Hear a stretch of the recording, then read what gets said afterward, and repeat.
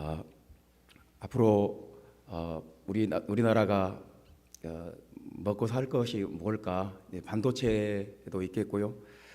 이제 그 새로운 약을 개발하는 것이 바이오 제약, 이것이 앞으로 우리나라가 먹고 살 중요한 아이템 중에 하나입니다. 그래서 전 세계적으로 막 치열한 경쟁이 벌어지고 있습니다. 그 어떤 약 하나 개발하면 정말 그 어마어마하게 나라가 잘 살 수 있어요. 이번에도 백신, 코로나 백신만 개발해도 몇십 조를 그냥 한순간에 벌어들이지 않습니까? 그거 하나 개발해서 뭐 암을 치료하는 치료제를 개발했다든가, 치매를 치료하는 치료제를 개발했다거나, 파킨슨병을 치료하는 치료제가 나왔다. 그러면 전 세계적으로 얼마나 어마어마한 가치가 이제 발생을 하는 거죠. 뭐 피부를 다시 재생시키는, 피부를 다시 깨끗하게 해주는 그런 약이 나왔다. 그러면 뭐 얼마나 또 전 세계적으로 부가가치가 많이 막 창출이 되겠습니까? 그런데 그 약을 개발할 때 반드시 동물 실험과 임상 시험을 거치게 되는데, 동물에게 그 약을 투여하고 실험을 했을 때는 반드시 좋은 결과가 나온대요. 아주 일관된 결과가 나온다는 거예요. 근데 그 약을 사람에게 이제 적용을 하면 천차만별이라고 합니다. 아주 좋은 결과를 보이는 사람도 있는가 하면 전혀 효과를 못 보는 사람도 있대요. 참 특이하지 않습니까? 동물 뭐 쥐나 토끼나 뭐 동물에게 실험을 했을 때는 아주 우수한 효과가 나오는데, 사람에게 적용하면 그것이 이제 이 효과가 있는 사람도 있고 없는 사람도 있고 다른 거예요. 사람이 굉장히 복잡한 존재예요. 그냥 육체로만 구성된 존재가 아니라 어떤 마음도 있는 거고, 어떤 영적인 것도 있는 거고, 굉장히 복잡한 존재예요. 그래서 사람은 그 육체만 존재하지 않기 때문에 참 복잡해요. 마음의 상태에 영향을 받습니다.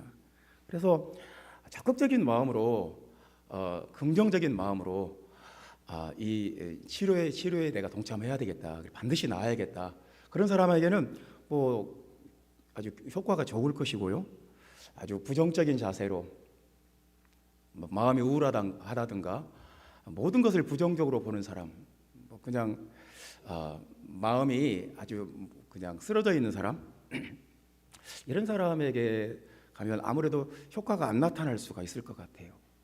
그 어떤 그 약의 효과가 결과적으로 전혀 다른 결과가 나올 수 있을 것 같아요.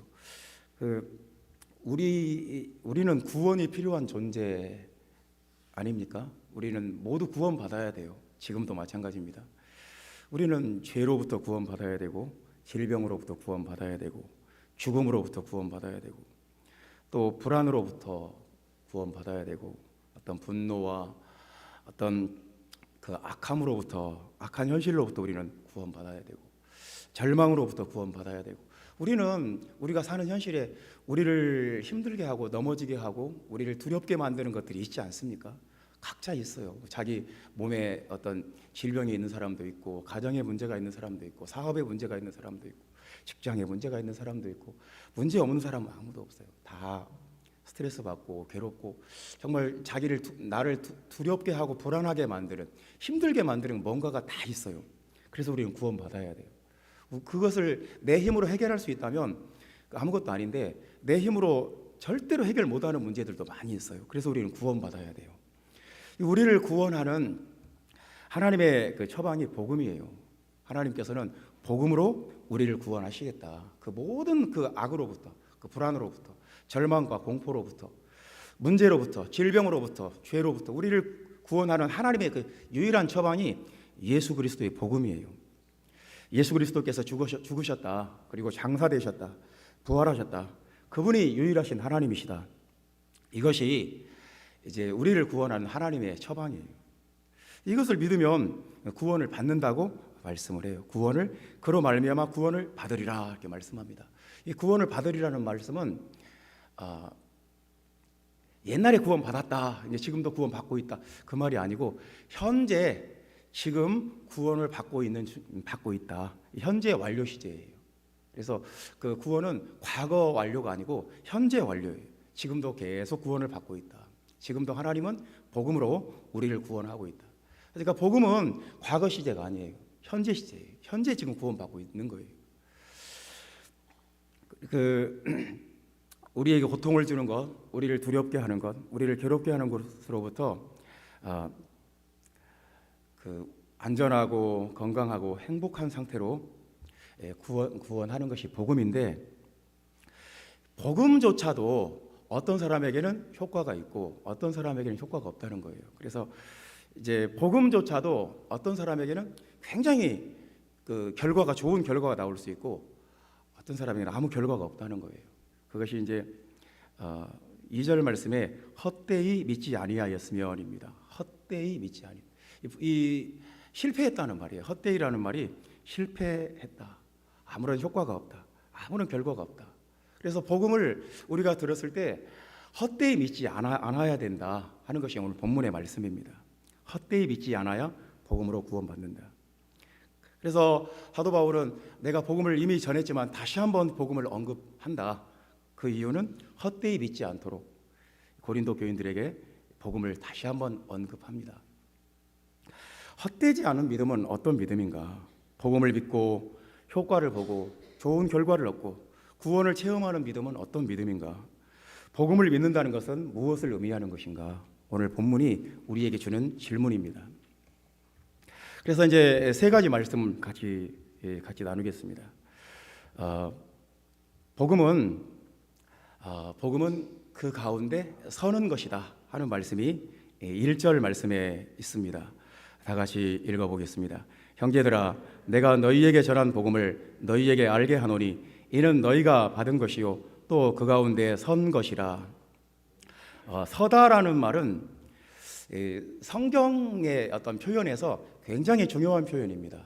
그러니까 우리 한국어에서는 우리말 표현에서는 서다 별로 그냥 서다 앉다 뭐 그런 그 정도 느낌인데요.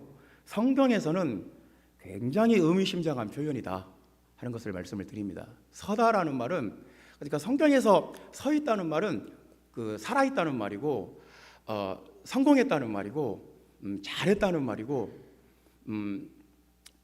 뭔가 완전하다는 말이고, 이게 서다라는 말의 반대는 넘어지다, 엎드려지다, 망하다, 죽다, 쓰러지다, 뭐 그냥 실패를 의미해요. 그냥 한마디로 말해서 절망적인 상태에 있을 때 이제 서다의 반대예요. 그래서 성경에서 성공하다, 구원받다, 또 잘되다, 축복을 받았다 그러면 그 선거예요. 그 반대는 이제 실패한 것은 엎드려졌다, 넘어졌다, 망했다. 그 이제 망한 거예요. 그 잠언서 24장 16절에 이런 말씀이 있습니다. 대저 의인은 7번 넘어질지라도 다시 일어나려니와 악인은 재앙으로 인하여 엎드러지느니라. 그러니까 누가 의인이냐? 일어서는 사람. 7번 넘어져도 다시 일어서는 사람은 의인이고, 엎드려지는 사람, 쓰러져 버리는 사람, 단 한 번에 그냥 넘어져 버리는 사람은 악인이다.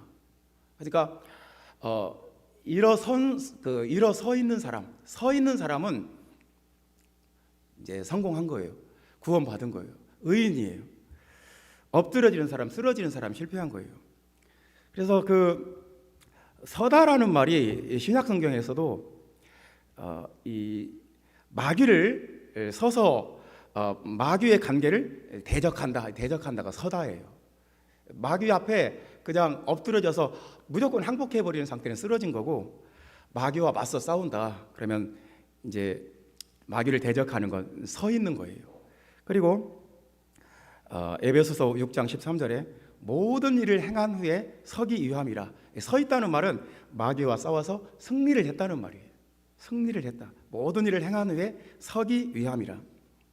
그리고 베드로전서 5장 12절에도 이 은혜에, 예수 그리스도의 복음의 은혜에 굳게 서라 그럽니다.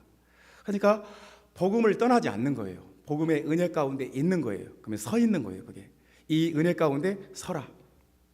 그리고 골로새서 4장 12절에는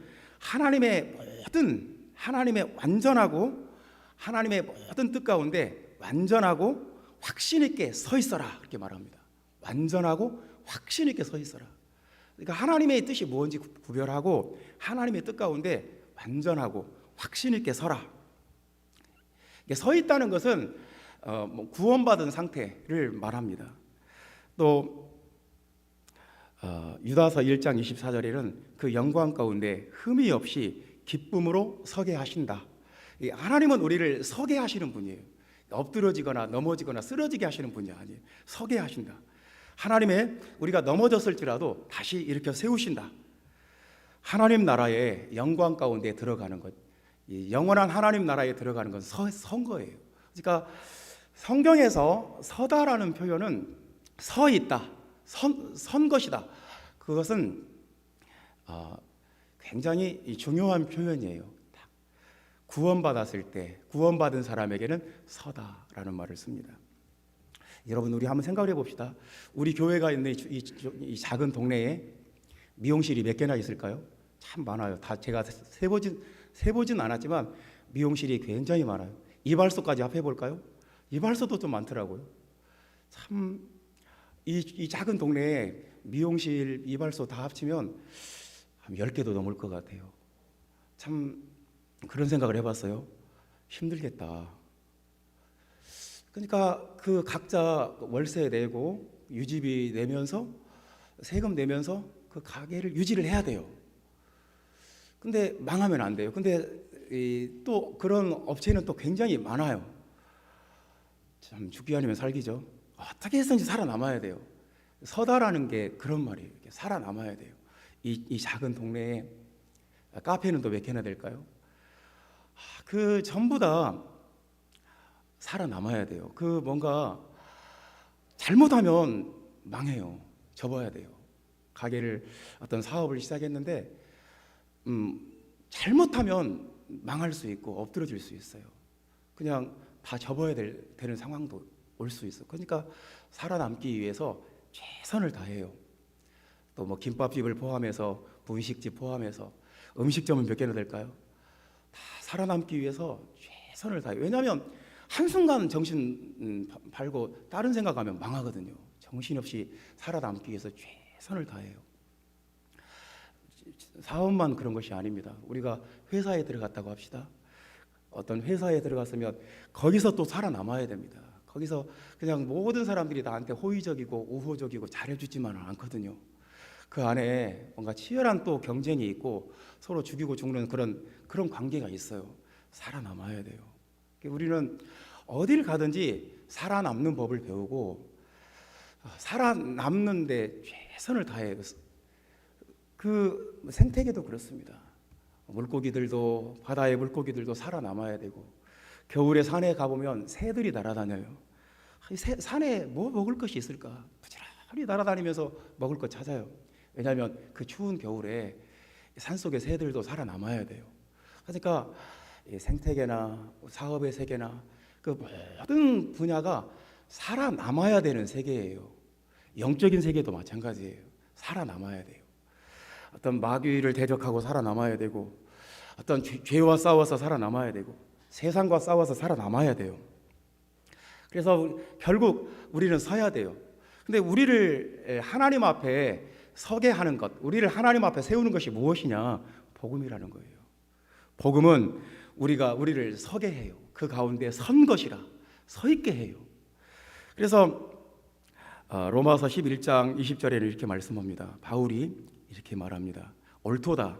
그들은 믿지 아니함으로 꺾이고 너는 믿음으로 섰느니라.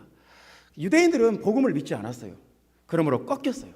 꺾여버렸어요. 하나님 나라에서 서지 못해요. 그런데 너는 복음을 믿음으로 섰느니라. 이방인들은 복음을 믿음으로 섰다는 거예요. 우리를 성공하게 하고 우리를 구원받게 만들고 우리를 하나님 앞에 바로 서게 만드는 것은 복음밖에 없어요. 예수 그리스도의 복음밖에 없어요. 그래서 이 복음을 우리가 믿고 복음을 듣고 복음을 배우고 복음을 사랑하는 것입니다. 복음을 믿지 않으면 꺾여요. 믿지 않으면 영의 세계에서 설 수가 없어요. 정말 복음을 정말로 믿는 자와 복음을 그냥 정말로 믿지 않는 자와 달라요. 복음을 진실하게 믿으면, 복음을 확실하게 믿으면 믿음으로 서 있는 그 은혜에 들어간다고 로마서 5장 2절에 말씀을 했어요. 그러니까 믿음으로 서 있는 그 은혜, 복음 때문에 들어가요. 복음이 있으면, 내 안에 복음의 능력이 살아있으면 믿음으로 서 있어요. 믿음으로 서 있는 은혜 가운데 들어가요. 로마서 10장 3절에는 이렇게 말씀합니다. 유대인들이 이렇게 했어요. 복음을 믿지 않고 자기의 의를 세우려고 했어요. 자기의 의로, 자기의 노력으로, 자기의 선한 행실로 하나님 앞에 서려고 했어요. 근데 바울은 말하기를 그 자기 의로, 율법의 의로 하나님 앞에 설 수 없다는 거예요. 그래서 힘써 하나님의 의에 복음에 복종하지 아니하였다는 거예요. 복음을 믿을 것인가, 복음으로 서 있을 것인가, 아니면 자기 의를 세울 것인가, 이런 문제가 우리 앞에 있는 것입니다. 우리는 어떤 사람이 되어야겠습니까? 복음은 우리를 하나님 앞에 서게 해요. 넘어졌어도 다시 일으켜 세워요. 7번 넘어져도 8번 일으켜 세우는 것이 복음이에요. 복음의 능력이 우리를 세우는 능력이고 우리를 구원하는 능력인 것을 믿는 여러분 되시기를 예수님의 이름으로 축원합니다. 복음의 능력으로 바로 서서 하나님의 뜻을 이루어 나가고 마귀를 대적하고 하나님의 영광을 보는 여러분 되시기를 예수님의 이름으로 축원합니다. 두 번째 말씀입니다. 복음을 믿는다는 것은, 복음을 헛되이 믿지 않는다는 것은 복음을 굳게 지키는 것이다. 2절 말씀 다 같이 읽어봅시다. 너희가 만일 내가 전한 그 말을 굳게 지키고 헛되이 믿지 아니하였으면 그로 말미암아 구원을 받으리라. 여기서는 이제 굳게 지키고라는 말씀이 나왔습니다. 복음을 우리가 헛되이 믿지 않는다, 제대로 믿는다, 바로 믿는다, 그것은 굳게 지키는 거예요. 복음을 지킨다, 굳게 지킨다는 말은 잃어버리지 않도록, 놓치지 않도록, 빼앗기지 않도록 꽉 붙잡고 있는다, 그런 말입니다. 그 2000년인가 제가 무슨 일 때문에 서울에 어떤 부동산 계약하는 문제 때문에 서울에 올라와서 계약금으로 1,000만 원을 받았어요. 현금으로 받았어요. 그래서 그것을 내 옷에 딱 넣고 이제 지하철을 타고 이제 그 정읍으로 가야 됩니다. 근데 내 몸에 1,000만 원을 내가 가지고 있잖아요. 모든 사람들이 의식이 되더라고요. 내 옆에 있는 사람, 주변에 있는 사람 다 의식이 돼요. 왜냐하면 이거 빼앗기거나 내가 잃어버리거나 그러면 절대로 안 되잖아요. 현금으로 1,000만 원을 내 옷에, 그때가 지금으로부터 한 20몇 년 전이니까요. 굉장히 오래전 아닙니까? 그걸 계속 긴장되고 주변을 살피게 되고, 왜냐하면 그 잃어버리면 안 되니까요. 놓치면 안 되니까. 잃어버리기 쉬운 것이 있어요. 어떤 것들은 잘 잃어버려요. 휴대폰 같은 거 잘 잃어버리고, 현금 잘 잃어버리고, 어떤 와치 같은 것도 잘 잃어버리고요. 어떤 몸에 어떤 귀중품 같은 거, 목걸이나 이런 것도 잘 잊어버립니다. 지갑, 해외 여행 갔을 때 여권도 잃어버리는 사람들이 있고요. 근데 잃어버리기 쉬운 것은 동시에 절대로 잃어버리면 안 되는 거예요. 그러니까 이걸 노리는 사람이 있어요. 내 목걸이를 차고 다니거나 팔찌를 차고 다니거나 내 휴대폰이나 내 와치나 내 돈이나 내 지갑이나 내 여권이나 이걸 또 노리는 사람이 있어요. 그러니까 절대로 잃어버리면 안 되는 건데 잃어버리기도 쉬워요. 잃어버리면 큰 손실이 나요. 굉장히 어려워지고 회복하기가 힘들어요. 되찾기 힘들어요.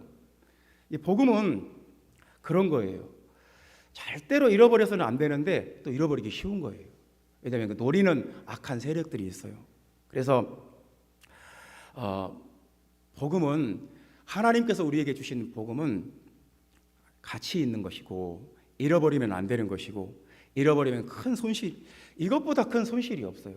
내가 복음을 잃어버린 것보다 더 큰 손실이 없어요. 회복하기가 어려워요. 복음을 무슨 수를 써서라도 이 복음은 붙잡고 있어야 돼요. 내가 다른 것을 다 잃어버려도, 다 놓쳐도, 다 빼앗겨도 복음은 목숨 걸고 지켜야 돼요. 복음을 잃어버리는 것은 우리 모든 것을 잃어버리는 거예요. 마귀는 이거 하나만 포기하면 된다, 다른 것으로 대신하면 된다, 그런 생각을 우리에게 줄지도 모릅니다. 근데 이것을 놓치면 안 돼요. 복음의 가치, 복음의 능력. 교회가 복음을 놓쳐버리고 복음을 잃어버리면 더 이상 교회가 아니에요.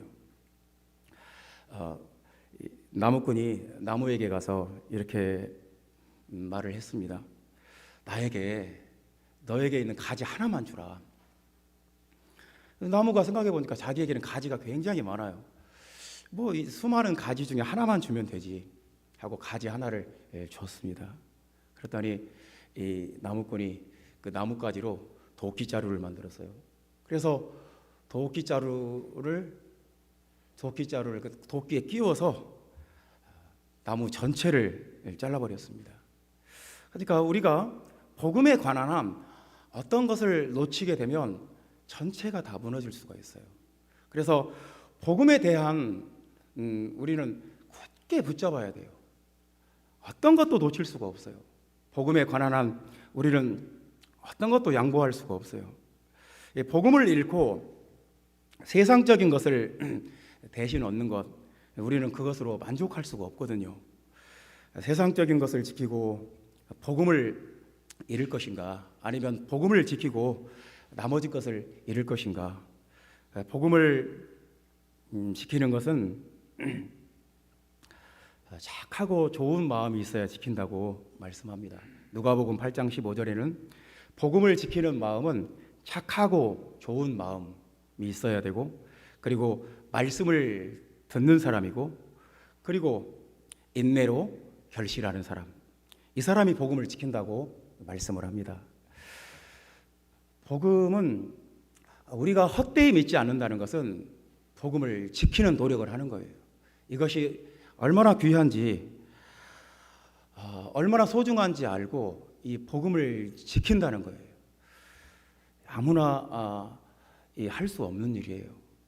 복음을 지키는, 그래서 이 복음으로 구원받는 아름다운 교회 여러분 모두가 되시기를 예수님의 이름으로 축원합니다. 세 번째 말씀입니다. 복음을 헛되이 믿지 않는다. 복음을 제대로 믿는다. 복음을 정확하게 믿는다. 복음을 믿음으로 구원받는다. 그럼 어떻게 믿는 것이 복음을 정확하게 바로 믿는 것이냐? 예수님이 나타난다 하는 말씀입니다. 여러분 5절 말씀 같이 읽어봅시다. 게바에게 보이시고 그 후 12 제자에게와 그랬습니다. 게바는 베드로를 말하는데요. 게바에게 보이시고, 이 보이시고는 나타나고예요. 나타나고. 그래서 하나님이 나타나셨어요. 굉장히 두렵고 떨림으로 나타나셨어요. 이 보이시고가 4번이나 나왔어요. 5절에 나왔고요, 6절에도 나오고 7절에도 나오고 8절에도 나오고. 바울은 게바에게도 보이시고 야고보에게도 보이시고 또 12 제자에게 보이시고 500의 형제에게도 보이시고 또 바울 자신에게도 보이셨다 이렇게 말씀합니다. 그러니까 하나님이 보이시고 하나님이 자기를 보여주셨다는 말이에요. 그래서 그것을 통해서 부활하신 예수님이 보여지셨을 때 바울도 변했고 게바도 변했고 12 제자도 변했고 500의 형제도 다 변했어요. 모세도 80세 때 하나님이 보이셨어요. 그 광야에서 떨기나무 불꽃 가운데 하나님이 모세에게 보이셨어요. 하나님이 모세에게 보이셨을 때 모세의 인생이 바뀌었어요. 다시 애굽 땅으로 가서 이스라엘 백성들을 이끌고 가나안 땅으로 갔어요. 하나님이 보이신다는 것은 엄청난 사건이에요. 영의 세계가 열리고 영의 신비와 환상과 계시의 세계가 열린 거예요. 하나님이 보이는 사람이 있고 보이지 않는 사람이 있어요. 영적인 세계가 보이는 사람이 있고 꽉 막혀버린 사람도 있어요. 영의 차원을 모르면 도저히 이해될 수 없는 일들이 참 많아요. 그래서 복음을 바로 믿는다는 건 뭐냐면 영의 차원이 열린다는 거예요. 예수님이 보이시고 예수님이 나한테 보여요. 영적인 세계가 나에게 보이고 하나님의 나라가 나에게 보여요. 그래서 그 영적인 현실이 눈에 보이는 현실보다 훨씬 더 크고 강해요. 우리는 복음을 믿는 사람이에요. 복음을 믿으면 예수님이 보여요. 예수님이 보이시고의 역사가 있어요. 예수님이 그 사람에게 나타나요. 예수님이 그냥 어떤 개념이 아니구나. 어떤 생각이 아니구나. 정말 실제고 현실이구나. 예수님이 나에게 지금 보이시는구나. 나에게 나타나시는구나. 내가 예수님을 위해서 목숨을 걸어야 되겠구나. 예수님보다 더 큰 현실이 없어요. 예수님보다 더 강력한 현실이 없어요. 예수님이 보이시고 여러분 한 사람 한 사람에게 예수님이 보이시고 예수님이 보여야 복음을 믿는 거예요. 복음은 어떤 개념이 아니고 어떤 지식이 아니고 어떤 사상도 아니에요. 복음은 우리에게 보이는 예수 그리스도예요. 예수님이 여러분에게 보여야 돼요. 그래서 생각해 봅시다. 사람이 어린 아이 때는 눈에 뭐가 보이겠어요? 장난감이 보여요. 우리 다윗이 3살 땐가 전주에 하나밖에 없는 백화점을 데려갔더니 거기에서 무슨 장난감 하나를 보더니 거기에 주저앉아 버렸어요. 사달라는 거예요. 이게 인생의 가장 큰 가치예요. 그러니까 어린아이 눈에는 그것보다 큰 게 없어요. 뭐 안 사준다고 하는 대성통곡을 하는 거예요. 굉장히 비싼 가격이었어요. 뭐 안 사준다, 못 사준다. 거기 앉아서 통곡하고 우는 거예요. 사달라는 거예요. 그러니까 어린아이에게 눈에 보이는 것이 있어요. 그게 전부예요. 그 어린아이 세계에는 눈에 그거밖에 안 보여요. 사춘기가 되면 이성 친구의 또 눈이 열립니다. 그냥 뭐 정신을 못 차리는 거죠. 이성 친구를 보면 그냥 그게 또 인생의 전부예요. 그게 가장 중요한 것이고 인생의 가치가 다 거기에 있어요. 이제 사회에 나가서 돈도 벌고 이제 직장 생활하고 하다 보면 돈과 명예와 또 권세가 눈에 싹 보여요. 돈 있으면 저렇게 인생이 좋은 거구나. 명예를 얻으면 저렇게 높아지는 거구나.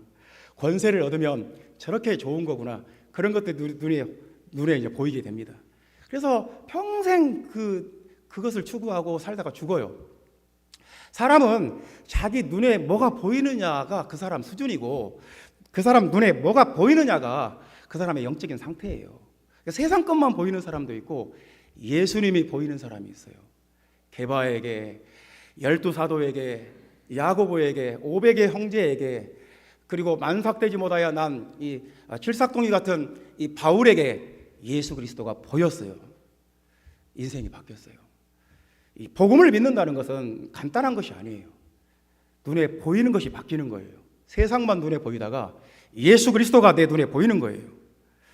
형제자매 여러분, 하나님을 보는 자, 예수 그리스도가 나타나는 자, 예수 그리스도가 눈에 보이는 자, 그런 사람이 되시기를 예수님의 이름으로 축원합니다. 성경에 보면 이런 사람에게 예수님이 보인다고 말씀합니다. 마태복음 5장 8절에 예수님이 이렇게 말씀합니다. 마음이 청결한 자에게 하나님이 보인다. 마음이 청결한 자, 마음이 깨끗한 사람, 맑은 사람, 순수한 사람. 마음속에 뭔가 거짓을 품고 있어요. 뭔가 남을 속이고 있어요. 복잡하고 거짓되고 어떤 거짓말을 꾸며대고 음모를 꾸미고 있고, 이런 사람은 하나님을 볼 수가 없어요. 왜냐하면 마음이 청결한 자, 순수한 자, 깨끗한 자만 하나님을 볼 수 있어요. 히브리서 2장 14절에는 평강과 거룩함을 좇는 자가 하나님을 볼 수 있다고 말씀합니다. 마음속에 분노와 악의와 악독이 가득한 사람 하나님 볼 수 없다는 것입니다. 어떻게 해야 되겠습니까? 우리 마음속에 그런 것이 있으면 하나님 앞에 내려놓아야 되겠습니다. 그런 것을 내 마음속에 분노와 악의와 악독이 가득한 상태에서는 절대로 하나님을 볼 수가 없어요. 여러분 마음속에 하나님을 볼 수 있는 투명한 렌즈가 있기를 예수님의 이름으로 축원합니다. 우리 눈에 백내장이 있다 그러면 모든 것이 흐려져서 사물을 볼 수가 없어요. 마찬가지예요. 우리 마음이 무언가로 가득 차 있으면 눈이 흐려져서 하나님을 볼 수가 없어요. 요한 3서 1장 11절에는 악을 행하는 자는 하나님을 볼 수 없다. 선을 행하는 자만 하나님을 볼 수 있다. 그래서 선이라는 것은 하나님과 함께 하는 거예요.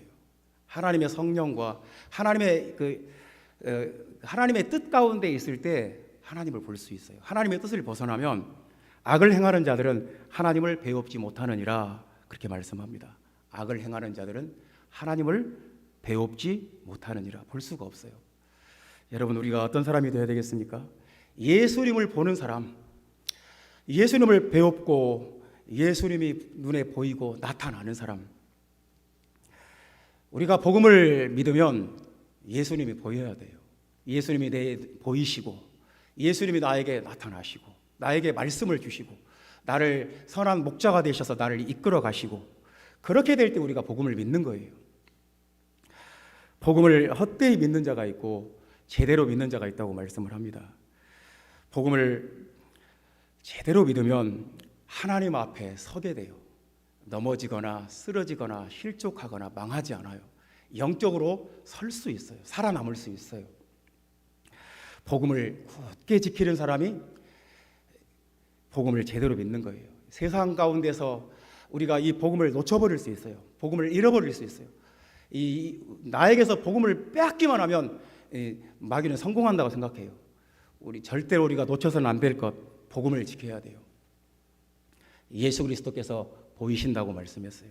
우리가 복음을 제대로 믿으면, 확실하게 믿으면, 정말 성경이 말하는 대로 믿으면 예수님의 눈에 보여야 돼요.